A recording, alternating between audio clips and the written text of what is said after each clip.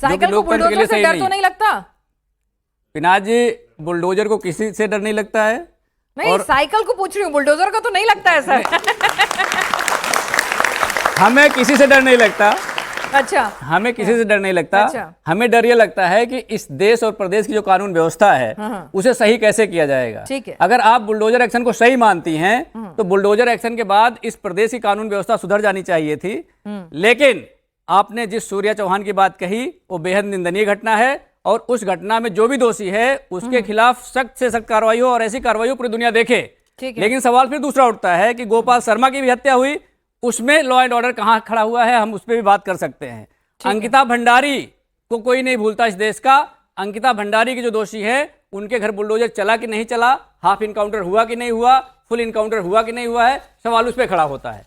हाथरस की बेटी के साथ जो बलात्कारी थे उनके पूरे परिवार को मारने का साजिश रचा, उनके घर पे क्या बुलडोजर चला कि नहीं चला, क्या उनका हाफ इनकाउंटर हुआ कि नहीं हुआ, क्या उनका फुल इनकाउंटर हुआ कि नहीं हुआ। यह भी एक सवाल है कि अगर आपका हाफ इनकाउंटर, फुल इनकाउंटर और बुलडोजर ही न्याय का प्रतीक है तो यहां न्याय क्यों रुक जाता है। अभी 2 दिन पहले गाजीपुर में एक व्यापारी के बेटे की यानी बुलडोजर एनकाउंटर सिलेक्टिव हो रहे हैं, आपका आरोप है। और एक आपने सवाल शिवम, क्योंकि आप जुड़ गए हमारे साथ, सुनिए ना शिव, आप ही के सवाल लेके जा रही हूँ। शिवम जुड़ गए हैं। शिवम वो कह रहे हैं कि भाई लगातार आप अगर तीसरी बार भी जनता के बीच में bulldozer and law and order ही लेकर जाएंगे तो 10 साल में भी सुधार नहीं पाया क्या?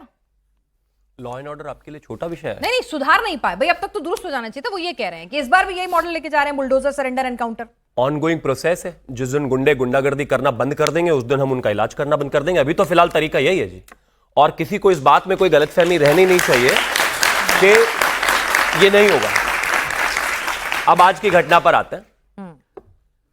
एक हिंदू बच्चा जिसको एक मुस्लिम ने कहा कि तुमने कभी बकरे की कुर्बानी देखी है?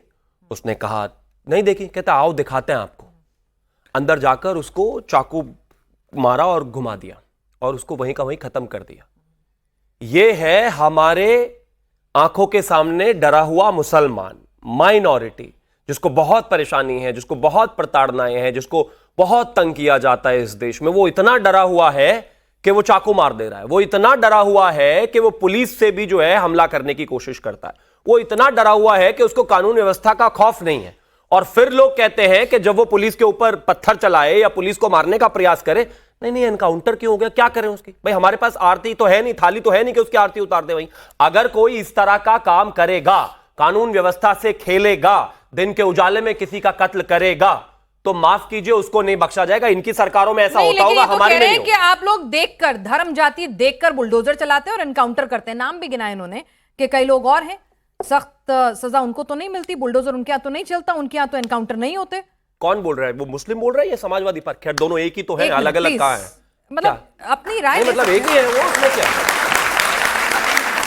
सर लॉ एंड ऑर्डर तो मुस्लिम हो, हिंदू हो या किसी भी जाति विशेष से, उससे कोई मतलब नहीं रखता ना। संविधान सबको लॉ एंड ऑर्डर में रहने की और उससे सुरक्षा देने की बात करता है।